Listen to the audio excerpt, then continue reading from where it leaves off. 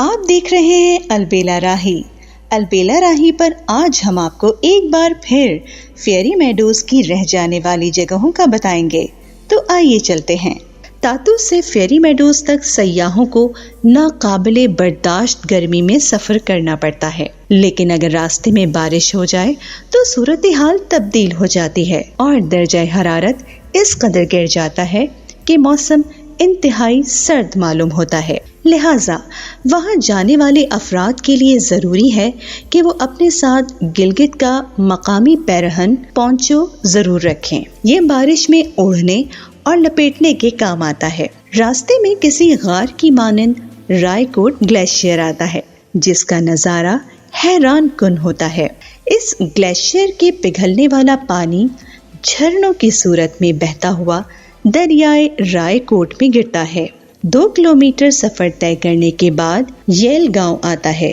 یہاں نسبتاً کشادہ جگہ پر لکڑی کا ایک چھوٹا سا ہوٹل بنا ہے۔ مسافر حضرات یہاں بیٹھ کر چائے پی کر خود کو تازہ دم کرتے ہیں، کیونکہ ابھی آدھے سے زیادہ سفر طے کرنا باقی ہے۔ اس راستے کو بولڈرج کہا جاتا ہے۔ جیسے جیسے اوپر کی جانب سفر کرتے ہیں، موسم بھی رنگ بدلتا ہے۔ چمکتی دھوپ کے بجائے گہرے بادل پہاڑوں پر سایہ فگن ہوتے ہیں۔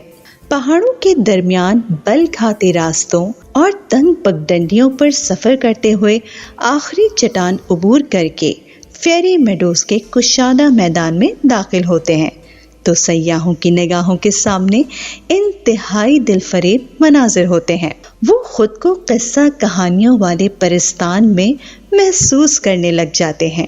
آسمانوں کو چھوتے ہوئے سرمئی پہاڑوں کے درمیان سبزے کی چادر بچھی ہے، جس پر خوبصورت گھوڑے دوڑتے نظر آتے ہیں۔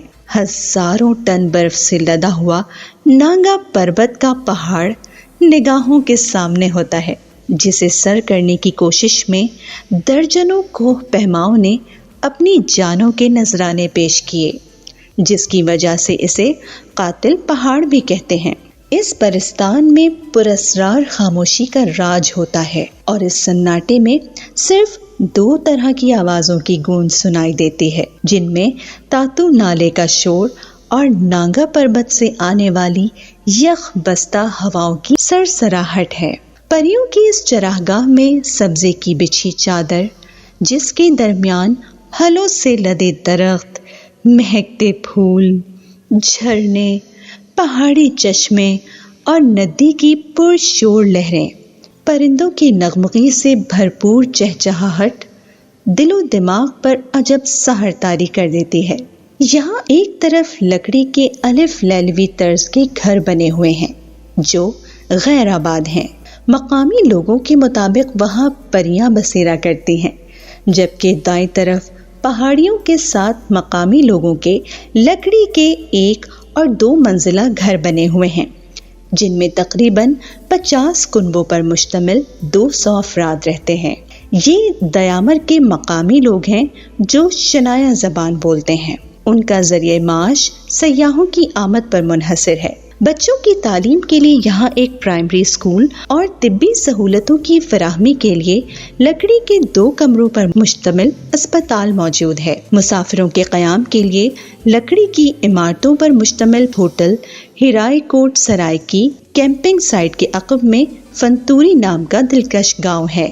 فیری میڈوز کی سیر کے لیے اپریل سے ستمبر تک موسم سازگار ہوتا ہے۔ اس کے بعد ٹھنڈ اور برف باری کی وجہ سے راستے مسدود ہو جاتے ہیں۔ مقامی آبادی کے افراد بھی اس موسم میں چلاس کی طرف نقل مکانی کر جاتے ہیں۔ فیری میڈوز میں اشیاء خورد و نوش انتہائی مہنگی ہیں، اس لیے یہاں آنے والے زیادہ تر سیاح ڈبوں میں سربند خوراک ساتھ لاتے ہیں۔ دیگر سیاحتی مقامات کی نسبت یہاں کی زندگی انتہائی سادہ ہے۔ فیری میڈوز میں سائنس اور ٹیکنالوجی کے ثمرات ابھی نہیں پہنچے ہیں۔ رات کو یہاں ہر سو سناٹے اور تاریکی کا راج ہوتا ہے۔ شام ہوتے ہی سردی کا احساس بڑھنے لگتا ہے، جس کے بعد سیاح ہوٹل کے باہر میدان میں لکڑیاں جلا کر ایک گول دائرے کی شکل میں بیٹھ کر یہاں کے موسم کے مزے لیتے ہیں۔ صبح کا منظر سحر انگیز ہوتا ہے، جب طلوع ہوتے سورج کی کرنیں